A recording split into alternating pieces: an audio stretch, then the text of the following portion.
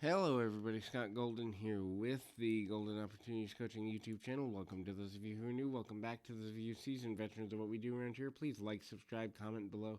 If there's something we can do for you, please also leave a comment about a future audio you'd like to hear.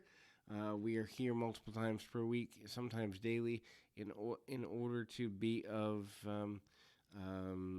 benefit to others in the best way we can. If you're looking for coaching around balancing your emotions, and a lot of people are, especially post-pandemic, would love to be of service to you in that way, and connecting with people in a better way is our main goal. But in any event, looking at dealing with emotional instability, some signs that you may be headed towards emotional instability are here, and would love to connect with you. Please feel free to reach out through the About Me section of this YouTube page or on Twitter at PO Perception. Either way will get you in touch with me and we can move forward from there.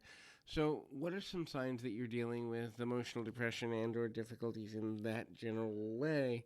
The first thing is being tired, being exhausted. And so when you begin to understand that burnout is a real physical issue, the easier it is to begin to understand that, if you're constantly tired, there may be a mental and emotional component to the physical symptom. And so tiredness is just as much about inability to concentrate, mental and emotional lethargy, just feeling exhausted on a consistent basis, which ultimately can often be the result of the next thing on the list, which is mood swings. So when you can't emotionally regulate yourself, there's a sign that burnout is coming. The constant emotional roller coaster usually comes from the idea or the concept that the things we're trying to accomplish don't edify us or don't lead us in the direction we want to go. And so we become more and more burnt out over a short to medium length of time as our needs aren't being met, and we begin to continue to struggle in a way that isn't in our best interest. The next thing is looking at the concept of anger just in general.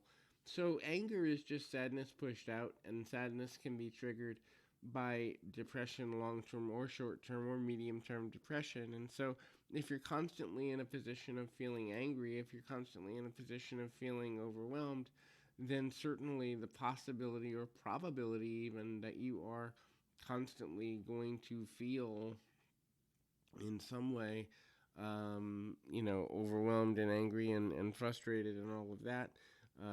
It can be extremely difficult to deal with that at any level. And so the next thing is, if you're not taking care of yourself from a dietary or a sleep level, both of these are important self-care functions, which ultimately, if you're dealing with that on a regular basis, either not eating well, not eating enough, or eating too much, all of these are indicators that, in fact, you may be struggling in a manner which is ultimately not in your best interest. The next is, if you have to force emotions of happiness and forcing a smile, forcing yourself to say you're okay when you're really not, when you're not living an emotionally authentic life, and or you feel the need to constantly or consistently fool others into believing you're okay because you fear vulnerability, there's a sign there in that action or that series of actions that may indicate you are in fact overwhelmed to a point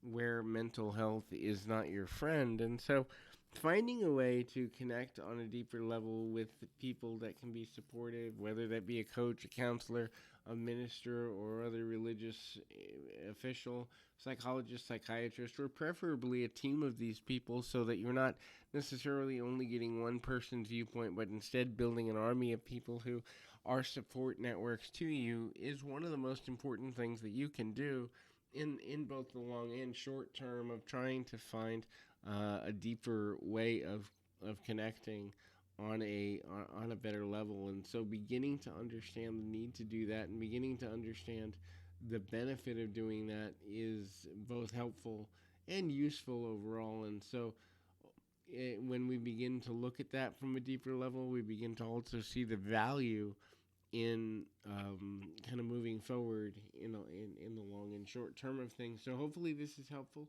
I encourage you to keep your feet on the ground, your mind in the moment. Until next time, everybody.